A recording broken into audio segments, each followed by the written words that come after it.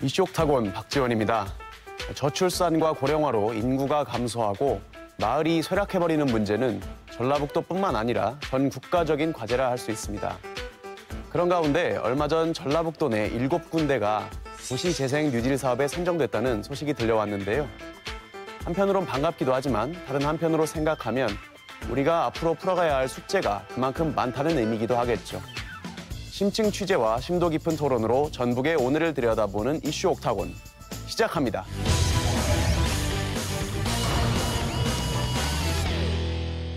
오늘 1라운드 이슈 인사이드 주제는 전라북도의 도시재생 뉴딜 사업입니다. 오늘 고정 패널로 이재규 우석대 교수, 신명교 노무사 나와주셨고요. 전문가 패널로는 이용민 전라북도 건설교통국장, 정철모 전주대 부동산학과 교수 모시고 이야기 나누겠습니다. 어서 오십시오. 네, 반갑습니다. 안녕하세요.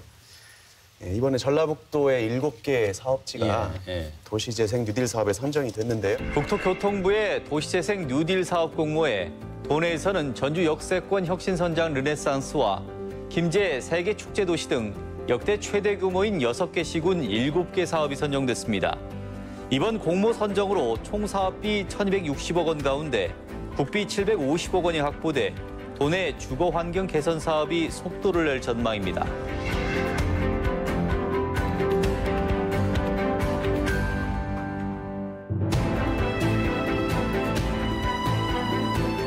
단순히 주거 환경을 개선하는 것뿐만 아니고 또 일자리 창출이라든지 공간의 어떤 개선, 문화예술과의 연계성 이런 것들을 많이 따지는 것 같은데 실제로 여기서 창출되는 긍정적인 효과들을 어떻게 예상하고 계십니까?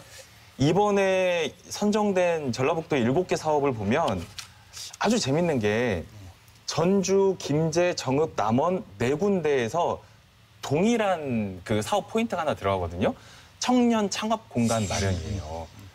이 청년 창업 공간 하나 딱 마련해주면 그게 뉴딜 정책다운 일자리 창출로 이어지나에 대해서는 굉장히 조금 의구심이 들어요. 이제 문재인 정부가 들어오면서 도시재생에다가 뉴딜을 넣은 것은 서울시 같은 경우에는 재개발, 재건축을 하다가 이 전환해야 되니까 주거지 정비를 좀 강조하기 위해서 뉴딜도 넣고 우리나라로 지금 제일 어려운 것이 실업 문제 아니에요. 특히 청년 실업 문제가 있기 때문에 일자리 창출을 포커스를 맞춰서 이제 말을 도시재생 뉴딜 사업으로 맞춰갖고 하고 말씀하신 대로 이 일자리를 만드는 것은 정말 옛날에 왕도 못하는 일인데 주민들이 만나서 일자리를 만드는 쉬운 일은 아니지만 그래도 지역에서 일자리를 만들 수 있는 공간을 만들어주고 청년 창업 플랫폼을 만들고 청년들이 일자리를 만들 수 있는 역량 강화 사업을 지원해주고 이런 걸 하니까 나중에라도 이게 다 100% 성공한다는 것을 보장하기는 어렵지만 그래도 지역에서 그래도 떠나지 않고 남아있는 청년들을 모아서 그 사람들의 아이디어를 갖고 지역에서 필요한 새로운 어떤 일자리를 만들어갈 수 있는 터전을 만들어주고 있다는 점에서는 너무 이렇게 부정적으로 생각하지 말고 이제 긍정적으로 쳐다보는 시각이 좀 필요하지 않을까. 좀 기다려야 되고. 근데 이제 제가 말씀드린 근본적인 이유는 청년 창업 여건을 마련해주는 플랫폼이나 어떤 그런 거버넌스가 작동해야 되는 것은 분명히 일리가 있다고 봐요. 근데 그 문재인 대통령 공약집을 보면 도시재생 뉴딜 정책 발표 내용을 보면은 그 주민 참여형으로 업무 및 상업시설 정비와 문화시설 유치 등을 통해 다양한 일자리를 제공해 줄 거다라고 예상을 하면서 여기서 말한 지금 95만 명으로 건설 단계 일자리를 창출하겠다는 것은 굉장히 저는 질 낮은 일자리라고 보여지거든요. 그래서 대통령 공약 사항은 지금 다급하고 또 모든 국민이 원하니까 일자리를 좀 부풀려서 2만 몇 개 하는데 사실은 2만 개 만든다는 것은 불가능하죠. 이거 가지고 안정적인 일자리를 근데 임시직이라든지 그때 파트타임이라든지 이런 걸 다 해서 한 거고 또 도시재생을 통해서 만들어진 일자리가 자본주의 시장 경제에서 빛나는 그런 일자리가 만들어지는 건 아니고요.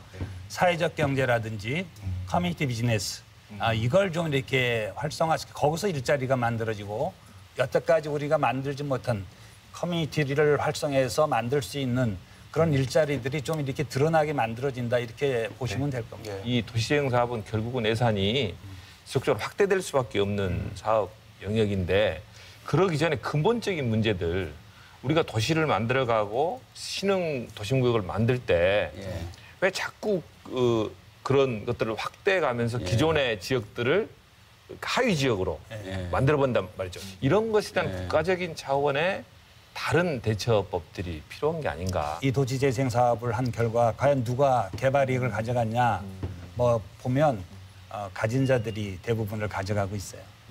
그래서 우리나라도 이거 할 때 국토부 장관이 젠트리피케이션 문제를 뭐 하고 그걸 철저히 하라 그러는데 그걸 해본들 정보가 더 많고 자본을 더 활용할 수 있는 계층이 개발 이익을 가져갈 수밖에 없는 구조잖아요. 구조 자체가. 그래서 젠트리피케이션 문제라든지 이 사업을 해서 얻는 사회적 경제 이익을 누가 다 가져가냐 하는 문제는 우리가 한옥마을 경험 10년에서 충분히 봐왔잖아요. 과연 근데 저게 뭐 특별한 케이스가 아니라 세계 모든 나라에서 이루어지는 도시재생에서 저런 현상이 다 있는 거라고요. 부안읍이라든지 전국 같은 10만 뭐 조그만 도시에서 뭘 개발했는데 개발 이익을 외부에서 온 사람들이 다 이렇게 가져간다 그러면 이거는 뭐 내부에서도 비판을 받을 수 있는 요지가 있거든요. 그래서 이제 그런 것들에 대해서 정말 정책 당국이나 우리가 또 실무에서 들어가서 하는 이 도시재생 전문가들이 좋은 대안을 만들고 노력을 같이 해야 될 것 같아요. 부동산 투기 우려라든지 젠트리피케이션 우려에 대해서 뭐 지금 대응이나 준비를 하고 계신 게 있습니까? 사업 시행 계획할 때부터 주민들이 좀 많이 참여하게 하고 또 어쩔 수 없이 관내에서도 관여를 해서 그 임대인과 임차인들 간의 상생 협약 체결도 하고 그래서 이 특정 어떤 기간 동안에 어느 금액 이상은 민자리를 올리지 않는다든지 뭐 이런 제도도 하고 또 이제 가치가 높아졌는데 그 소유자들한테 이 가치를 그대로만 가지고 있어라 하면 또 조금 저항이 있을 수도 있어요. 그래서 이제 필요하다고 하면 어떤 리모델링을 할 때 뭐 리모델링 비를 일부 지금 지원을 해줘서 그런 욕구를 조금 잠재워 준다든지 또 뭐 또 가능하다고 하면 뭐 세제 혜택을 좀 준다든지 뭐 이런 걸 다양한 검토를 하고 있고요. 그래서 이제 도시재생을 하면서 우리가 딜레마에 빠지는 것이 도시재생은 원래 거기 살고 있는 사람을 위한 거다. 근데 거기 살고 있는 사람만 가지고 도시재생을 해서 도시재생이 활성화되려고 이렇게 쳐다보니까 안에는 고령화돼 있지, 영세하지, 비즈니스를 만들어갈 수 있는 역량도 없는 사람이 있다 이 말이에요. 그래서 이제 이것을 좀 거리도 이렇게 만들어 놓고 하면 외부에서 자본을 갖은 사람이 들어와서 이제 투자를 해서 이 거리를 더 활성화시키는데 그럼 외부에서 들어오는 사람을 전부 투기꾼으로 몰 수도 없는 거 아닙니까? 거기 딜레마가 있어요. 우리 한옥마을도 사실은 말하기는 쉽죠. 외부 투자 자본들이 들어와서 다 빼먹고 갔다. 근데 외부 투자 자본들이 들어와서 저런 비즈니스 모델들을 만들고 그 위험을 무릅쓰고 들어와서 그걸 하지 않았으면 오늘과 같은 한옥마을이면 공간만 만들어갖고 저게 됐겠냐. 그래서 더 중요한 것은 개발 이익을 가질 사람들에 대한 개발 이익의 형평성을 좀 이렇게 할 수 있는 구조를 갖고 들어갔으면 좋은데 우리는 아직까지 거기가 이제 가지 않았는데 오늘도 부동산 대책을 하는 거 보니까 자꾸만 이제 형평성 문제가 중요한 거 아닙니까? 이제 도시재생에서도 아마 그런 개발 이익을 어떻게 하면 지역에 재순환되게 하고 형평성을 우리가 좀 더 강화할 수 있는가 하는 데 대한 대책들은 마련돼야 될 거라고 생각이 됩니다. 정말 우리가 이런 고민은 사실 도시 재생 사업이 잘 됐을 때 할 수 있는 행복한 고민일 것 같은데요. 뭐 젠트리피케이션 우려, 뭐 부동산 맞아요. 개발 이익 발생과 투기에 대한 우려 이런 것들은 재생 사업이 원래대로 잘 돼서 효과를 발생했을 때 우리가 걱정해야 될 것 같은데 도시 재생 사업의 목표 중에 단순히 뭐 일자리 창출이라든지 이런 것들 말고도 인구 감소에 대한 대책이라는 측면도 기재가 돼 있더라고요. 그럼 실제로 재생 사업이 활성화돼서 잘 되면 인구가 외부로부터 유입이 많이 될 수 있을까요? 물론 이게 성공하면야 외부에서 들어오죠. 뭐 한옥 마을 때문에 사람도 없었는데 들어왔잖아요. 그게 전체 인구 증가에 얼마나 영향을 미쳤는지 모르지만 분산도 제가 초기에 그 한 4년 동안 지켜봤는데 전선 지정하고 같이 만들고 도시재생하는 분위기가 만들어지고 하니까 외부에서 젊은 애들이 카페라든지 공방이라든지 이런 거 해갖고 한 3, 40개가 2, 3년 만에 들어오더라고요. 그래서 효과는 분명히 있다. 이번에 전북도가 그 7개 사업 받은 것 중에 외부에서 오는 관광객들과 무관한 사업이 딱 하나 있더라고요. 그게 서원산동 그 여의주 마을. 이거 말고는 6개 사업이 다 어떤 관광성이 있는 거더라고요. 무슨 역세권, 보행 친화도로, 뭐 이렇게 복합 커뮤니티 뭐 이런 식으로 누군가는 와야만 인구 유입이 있는 거로 보이는. 근데 이 전주 서안산동의 여의주 마을만은 이런 게 없어요. 30년 이상 노후 건축물이 마을 전체 가구의 80% 이상을 차지한다 그러거든요. 그러면 여기는 정말 명확한 그 인구 유입뿐만이 아니라 기본적으로 도시를 재생하겠다라는 목표에 굉장히 충실한 것처럼 보여요. 예. 그렇다면 어떻게 인구가 유입된 거를 우리가 확인할 수 있느냐는 어떤 분이 그런 제안을 하시던데 그 지역에 있는 초등학교의 초등학생 수를 5명만 늘려보자. 이런 좀 구체적이고 예. 거기에 있는 초등학생 수가 늘어난다라는 것은 진짜 거주하는 초등학생이 늘어난다라는 거잖아요. 근데 지금 나머지 사업 같은 경우에는 결국 외부에서 누군가 오지 않으면 인구 유입으로 볼 수 없는 구조거든요. 전주 같은 경우도 지금 진북초등학교나 전주초등학교는 원도심에 있는데 한 학년당 학급이 하나밖에 네. 없거든요. 네. 그러니까 그런 차원 명확한 구체적인 기준을 정하면 저희가 조금 더 효과를 이렇게 확인할 수 있지 않을까 싶습니다. 행정에서 뭐 어떤 그런 측면에서 조직이나 인력 뭐 준비하고 계신 것이 있나요? 부산 도시공사 같은 경우를 제가 홈페이지 들어가서 보니까 아예 도시재생처가 있어요. 예. 그래서 거기에서 굉장히 드라이브를 잘 걸어서 주도적으로 하고 가는 거예요. 우리 같은 경우는 전북개발공사 홈페이지를 가니까 도시재생전담 부서가 없고 그 미래전략사업단 안에 한 명이 도시재생 담당하고 있다라고만 나와요.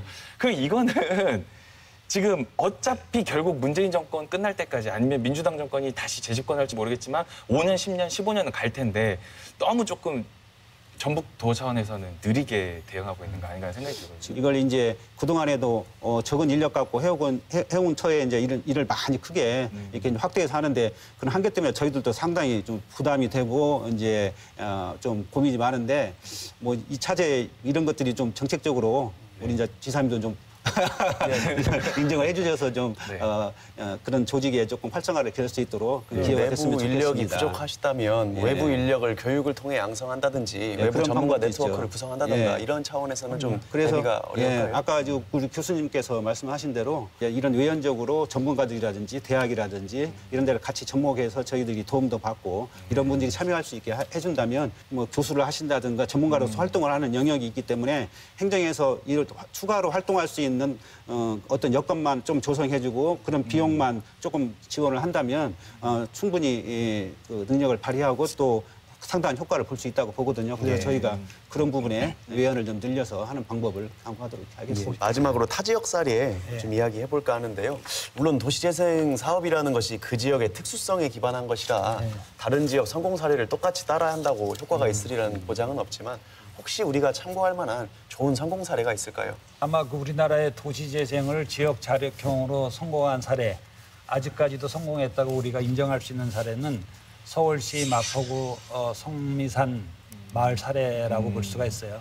거기는 이제 육아부터 시작해가지고 학교를 만들고 생활협동조합을 만들고 그러니까 그 하나가 공동체 국가가 될 정도로 이게 성장한 사례가 있는데 근데 그 사례를 우리 전주에 또는 전주시 등에 했지만 또 전라북도에 똑같이 말씀하신 대로 접목할 수는 없을 거예요. 그래서 결국은 뭐 최종적인 답은 도시재생은 결국 사람이다. 그 사람이 능력 있는 사람이 와야 또 능력 있는 주민이 돼야 또 그것을 지원하는 시장이나 자치단체가 능력이 있어야 이게 성공하는데 행정이 앞서갖고 막 하려고 그러면 실패해요. 그러니까 이제 행정의 역할과 기능이 달라졌다는 거죠. 행정이 무능한 것이 아니라 이제 도시재생은 행정이 하는 것이 아니라 지역 주민의 자발성, 지역 주민의 숨어있는 능력을 끌어내서 이걸 성공하도록 해야 되기 때문에 행정이 너무 앞에서 이걸 하려고 하면 좋은 결과를 얻기는 어렵다. 그래서 그걸 좀 우리가 명심을 해야 될 것 같아요. 근데 마포 성미산 사례 같은 경우도 뭐 서울시라든가 국가에서 개입해서 만들어낸 게 아니고 그렇죠. 자발적으로. 자발적으로 그 사람들이 대하는 삶이 어디 없을까. 그걸 뭐 전원이라든가 산속으로 가는 게 아니고 도시 자기가 살고 있는 그 마을 내에서 해보자라고 해서 만들어낸 주민 공동체의 힘이거든요.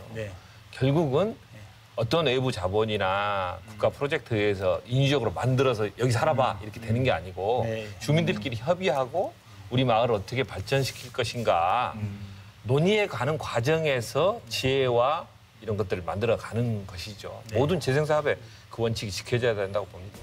말씀 잘 들었습니다. 이야기 들어보니까 좀 지역과 주민이 주도하는 공동체의 재생이 되어야 한다 이런 말씀이신 것 같고요. 이번 정권의 관심을 좋은 기회로 삼아서 좀 더 활력 있는 도시 재생 사업이 되길 바라겠습니다. 예, 말씀 잘 들었습니다. 네, 감사합니다. 네, 수고하셨습니다.